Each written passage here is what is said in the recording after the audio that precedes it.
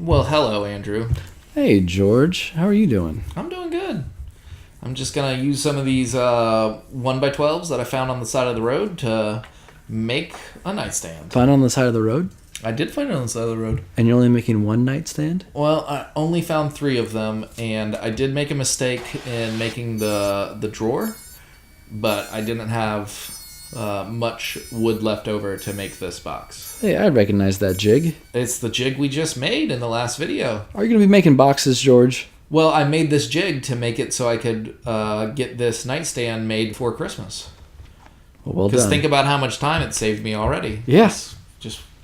It's so much easier to just cut a whole bunch of box joints now. And box joints are a really good way as opposed to like dovetails are obviously the craftsman preferred method, but this gives me the same surface area for glue inside the joint, so I get a really good mechanical joint.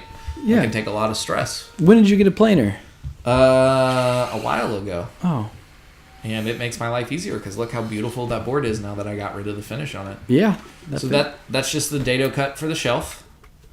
The box goes together just like you would expect it to.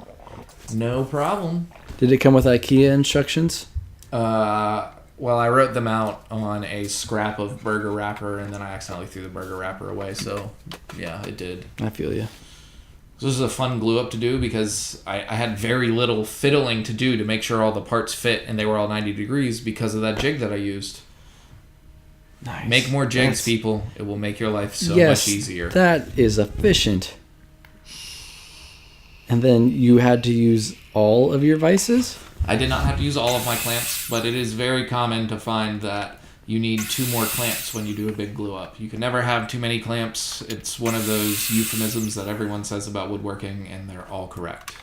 So this is just some white pine 2x4s that I went and got, and we're going to make a little base for it, but we're going to give it a little pizzazz. Oh, you made a doorstop. Yeah, absolutely.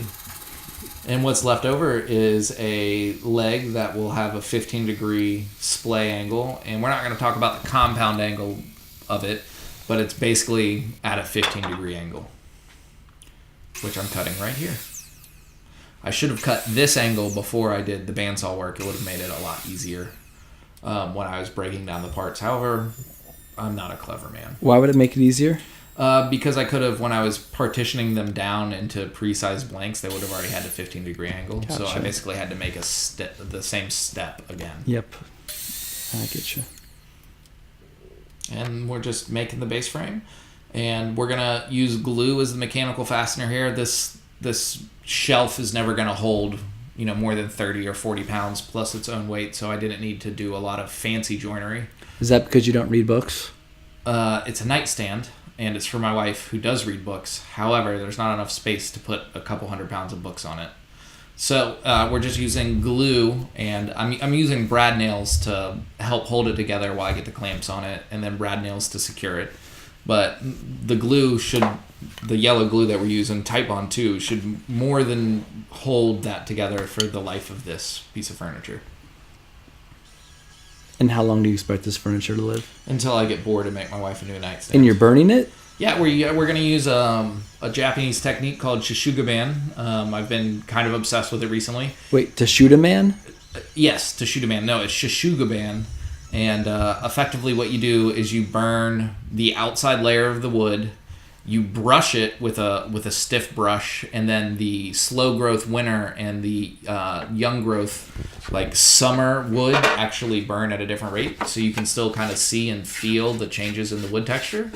And then you oil it, and it's actually a very traditional Japanese house building technique, not a furniture building technique. It's a good way to preserve wood in the elements. That's really interesting. Yeah. The summer wood, winter wood, like as it grows, like it's... Well, they grow at a different rate, so there's a different density of, cellulose. There's a different, even at a cellular level, there's a different amount of material there.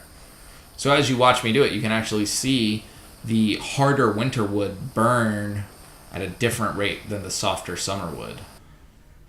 And we just burn the whole box, which with that tiny little blowtorch takes way more time than it looks like it takes. I believe it.